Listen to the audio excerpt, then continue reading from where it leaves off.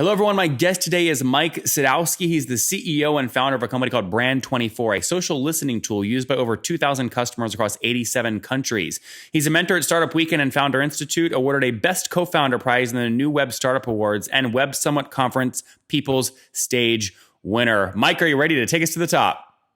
Fantastic. Yeah. All right. Good. Thanks for being here. Now, real quick in your bio, you said 2,000 customers across 87 countries. Just to be clear, because sometimes people, mix this up. That's 2,000 paying customers, not free users, right?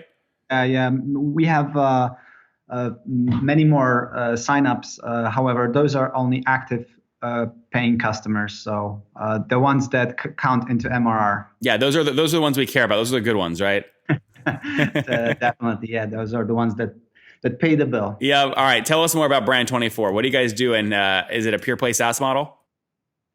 Yeah, it's a media monitoring tool. So whenever whoever talks about your company anywhere on the web, we collect the information. We let you learn more about your customers, what they like, what they dislike about your product.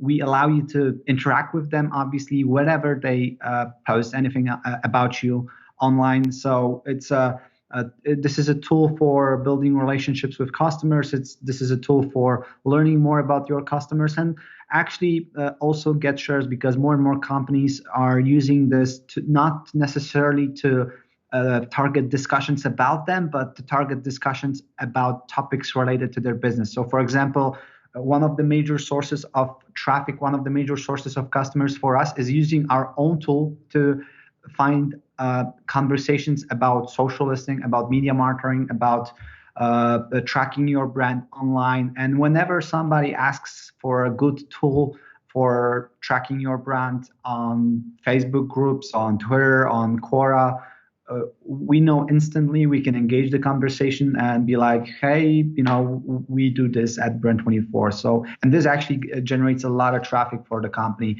Currently, over 1,000 signups a month is based on the let's say, something we call community marketing. So engaging all the conversations about related to your business. And is that system free for you to run? Are there extreme server expenses? You have to put an SDR on it? Is it all, or is it? I wouldn't say it's one of the cheapest channels for customer acquisition, because the only cost is any tracking tool. But you can obviously start with some free tools, probably Google itself. You can pick up the top topics related to your business, top let's say conversations related to your business that are well positioned in Google. Typically, if you Google best social listing or best social CRM or best anything, you get some message boards, some Quora posts, some blog posts that you can engage, and you can create exposure for your company. So typically the major cost is a community marketer, so person that would be responsible for that. You can start with doing this on your own. However, most companies actually hire the let's say the specialists, the dedicated people to do this. It can be one of the things to do for content manager as well. And Mike, so just to cut you off there for a second before we get too far down the line here. On average, what are customers paying you per month for access to this tool? Typically $100 a month. That's the average revenue per user per month. Okay. But then again, you can start with free tools or just with Google, right? Finding the existing conversations. You don't have to access the let's say the newest ones on the daily basis like we do. You can just start with the most popular ones and the ones that are well positioned in Google. That would be probably the low hanging fruit, because I can imagine you spending a day or two on engaging all those major conversations. And the beauty of it is you're not trying to get a single customer that started the conversation. You are exposing your company towards many people who will visit these conversations just like you did in the future. So, yeah, Mike, I totally get the tool. I think the audience will totally understand what you do. It's a valuable tool. It's a valuable space, and listening is critical. So I got that. Just to be clear, backing into a little bit of your numbers here, I mean, at 2,000 customers at $100 a pop, it's fair to say you guys are somewhere around $200,000 per month right now in revenue? Yeah, pretty much. Okay. More or less. And have you all of those customers are based in, let's say, all the global customers. We started this company as a local company, so actually 50% of portfolio is based in Poland. where we started. And what year did you start? We started in Poland as a local monitoring tool. Mike, 3 years. what year? 3? Okay. Oh, what year? Sorry. It was 2011. 2011. Okay, got it. And your team today is mostly in Poland. How many people are on the team total? 65 at the moment. Sorry, 65? 65. 65. Yeah. Okay. And are they all currently based in Poland, or are you now more remote? Based in Poland, fully based in Poland. It's actually pretty.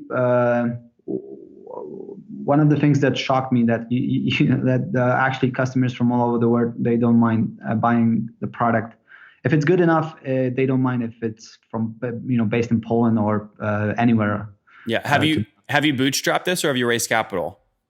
Mostly bootstrap. Out of the let's say $6 million that took us of costs that took us to the place where we are at the moment, probably 300K, no, $400K was the external funding. The rest is bootstrap. So over 90% of the costs were financed by just revenue from customers rather than investors. Okay.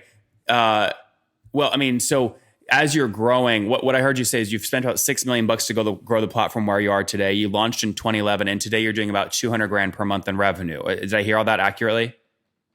Yeah. Okay. So in order for you to basically bootstrap the company, you're saying you had 5.5 million essentially in revenue cash flow over those years that you're able to reinvest?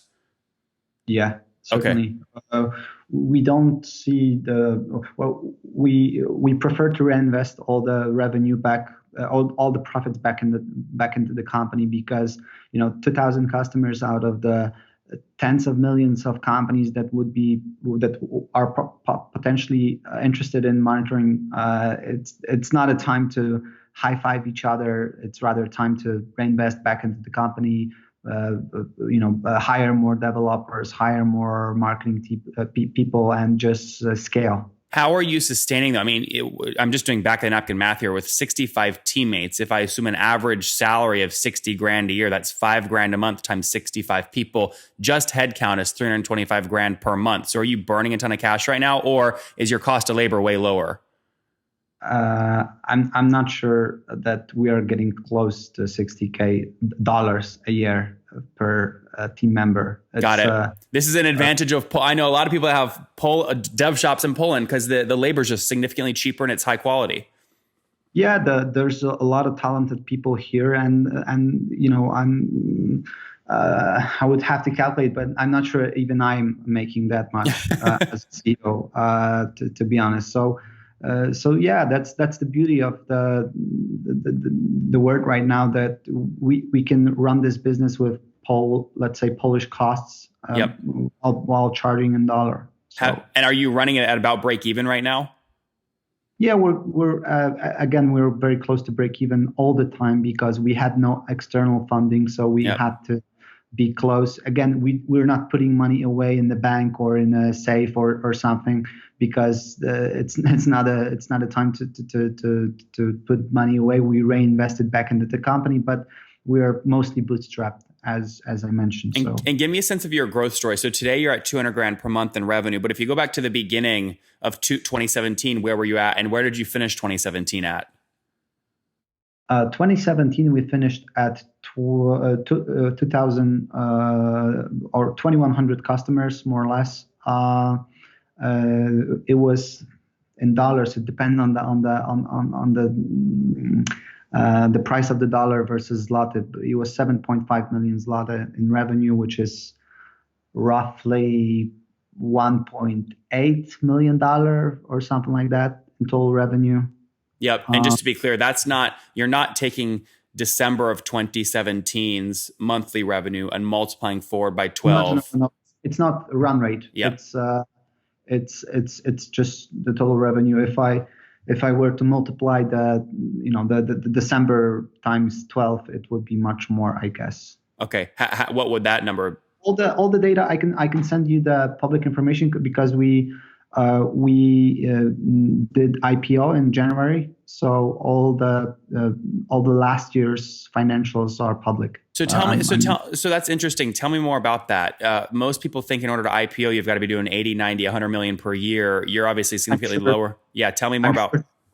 Yeah, I'm sure that for the Nasdaq you would have to do that, but for the local IPO in Poland on the local stock exchange, which is still it's pretty good option for raising capital. Those other stock exchange markets than Nasdaq and New York Stock Exchange. It's a viable. So option. How much did you raise in your IPO? Just $1 million just $1 million November last year, but the shareholders gave us an option to raise anywhere between $1 and $10 million. Well, Mike, hold on. Sorry. So just to be clear, you said earlier you had about 300 or 400 grand coming in externally from the company, and the rest of the $6 million in costs you funded, but you had this IPO that basically brought in another $1 million. Yeah, but so what I mentioned with this, let's say 6 million costs and less than 10% of external funding, this was until the IPO, which just happened like I see. A month or 2 months ago. So we haven't started to spend this money yet. That's why I'm not counting this as yet. Okay, but you have raised an additional $1 million through an IPO. Yes. Got it. Okay, good. And again, strategically, why decide to do that? Now you have more scrutiny. You probably have to move a little slower. You have to validate all your stuff with shareholders. Not really. I'm actually. There was a lot of work to do the IPO itself because it was 6 months of preparing, due diligence, all the documents, all the necessary formalities. But otherwise, post IPO, it's not much different than before that. So I don't see a huge downside in terms of workflow. We were also pretty afraid of all this communication, let's say, rules post IPO. So, but we were pretty transparent about the business before that. We were notifying our, let's say, friends or even customers about the results on monthly basis before IPO. So it wasn't. You're already communicating. Yeah. So Mike, we're running out of time. So quick answers here if you can. Tell me about churn. What are you guys at now in terms of churn? The churn is currently more or less at 5 to 7% ballpark. And that's gross logo churn monthly? It's not user churn. Okay, so 5% net logo churn per month. It's logo though, not revenue. Between 5 and 7%. That would be more or less the ballpark. Okay, but is it logo? I'm trying to get to, is it logo or revenue? It's number of customers. Number, okay. Churn. So net user churn, what we call. The revenue churn is significantly lower because we tend to lose the cheapest customers. Like how low? Like 1%, maybe 2%? I'm not sure if I can share this information because of the IPO. That's another thing that apparently we could have been much more transparent about the results before IPO. Yeah. All right. Last few economics questions here before we wrap up with the famous 5. CAC. What are you spending to acquire customers? At the moment, it's around $280. So the return on customer acquisition cost is on average after 3 months. Yep. At about $100 a month and 280 cost, you get it back in 3 months. That's great. And what do you assume lifetime value is on these customers at a minimum? That would be around $1,500. Okay, that's good. All right, good stuff. Let's wrap up here, Mike, with the famous 5. Number 1, what's the last business book that you read? Elon Musk's biography by Ashley Vance, I guess. Okay, and number 2, is there a CEO in Poland that you really study or admire? In Poland? Mm-hmm. Yeah, Rafał Agnieszczak. And he's a CEO of what? He's a CEO of a conglomerate of websites. The biggest one is probably furgonetka.pl, which is the major local... Spell that, Mike, for us. Sorry. FurGentka.pl. and that's one of the major something like Postmates, I would say. Yeah. Good. Number 3, what's your favorite online tool for building your business? I would say Amplitude. Yeah. Number 4, how many hours of sleep do you get every night? I'm sorry?